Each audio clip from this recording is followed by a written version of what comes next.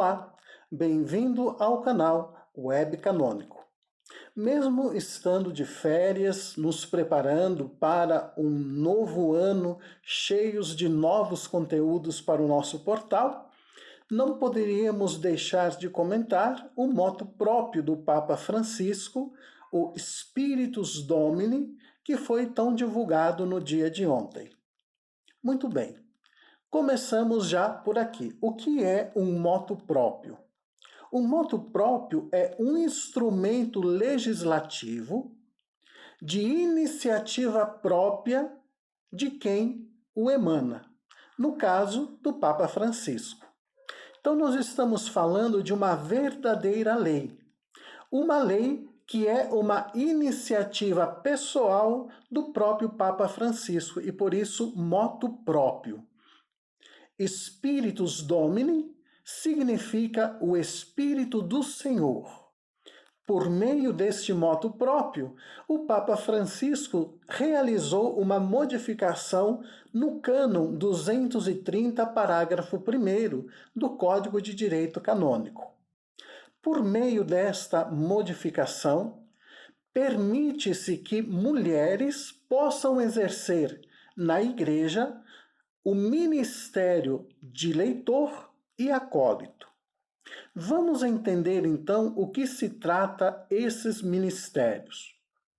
O ministério de leitor é o ministério de quem faz leitura nas celebrações litúrgicas. Pois bem, na nossa realidade brasileira, as mulheres já realizam esse serviço, mas não o realizam porque receberam um ministério estável. Os realizam porque elas suprem a ausência de quem recebeu esse ministério. Por exemplo, se eu tenho na minha paróquia 2 leitores instituídos, portanto, que receberam o ministério do leitorato, e eu tenho uma pessoa que se dispõe a fazer a leitura, mas não recebeu o ministério do leitorato, no momento da celebração eucarística, se são 2 leituras, quem deve fazer essas leituras são os 2 que receberam o ministério de leitor.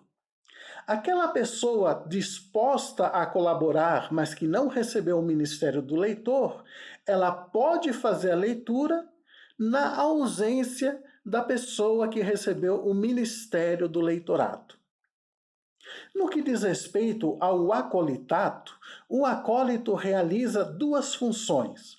A primeira é o serviço do altar. É mais ou menos aquilo que os coroinhas fazem na hora da celebração. A segunda função do acólito é distribuir a Sagrada Comunhão como ministro extraordinário.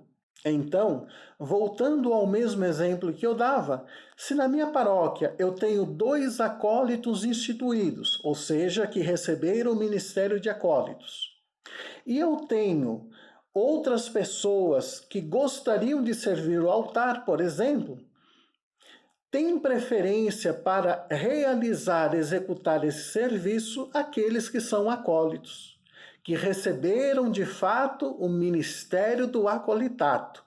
Aqui eu faço um parênteses. Às vezes se usam nas paróquias para alguns coroinhas, o termo de acólitos. É uma forma inapropriada de nomear essa função, uma vez de que, de fato, só é acólito aquele que recebeu de forma estável o ministério do acolitato. Tá?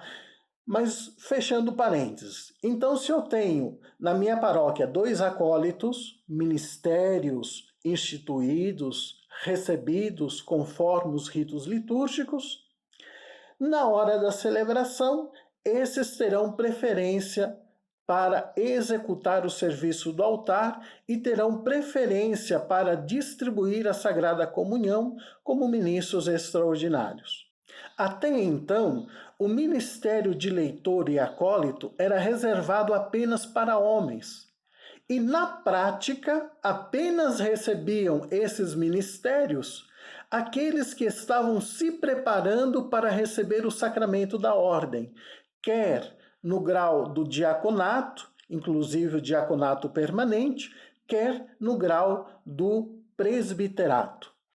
O Papa Francisco fez um grande bem na igreja com este motu próprio.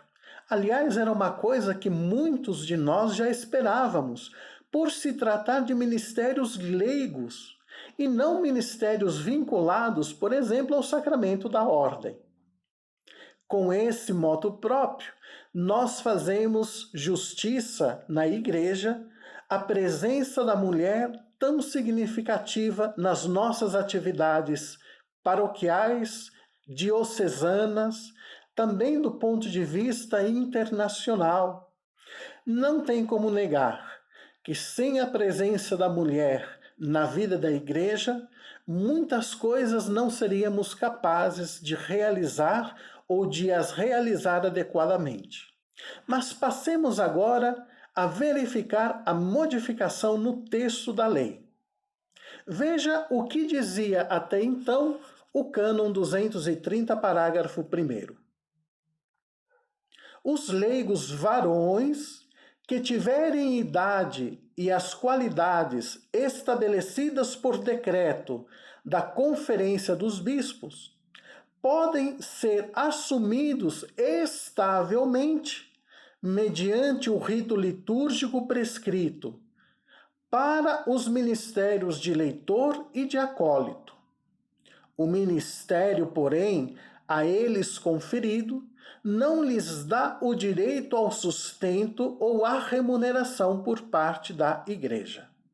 Então, este era o texto do cânon 230, parágrafo 1º. Vejamos agora como é que ficou o texto deste mesmo cânon. Vejamos juntos.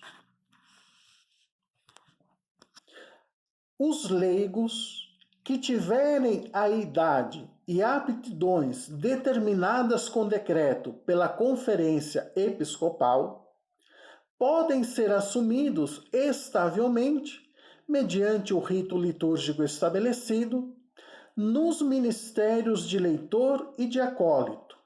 No entanto, tal concessão não lhes atribui o direito ao sustento ou à remuneração por parte da Igreja.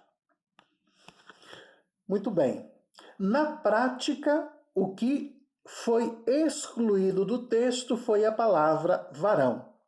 Então, não mais apenas os leigos varões, mas simplesmente os leigos que tiverem a idade e as aptidões exigidas por decreto da Conferência Episcopal, que no caso do Brasil é a CNBB, Conferência Nacional dos Bispos do Brasil. Essa, portanto, é a modificação legislativa. Gostaria, então, apenas de reforçar que, a partir do mês de fevereiro, nós retomaremos a produção de conteúdos específicos na área do direito canônico, em modo que você possa conhecer e amar cada vez mais a Igreja por meio de sua estrutura jurídica legislativa. Espero que você tenha gostado deste comentário ao motu próprio Spiritus Domini. Espero que você tenha gostado deste comentário sobre o motu próprio Spiritus Domini. Um forte abraço e nos vemos por aqui.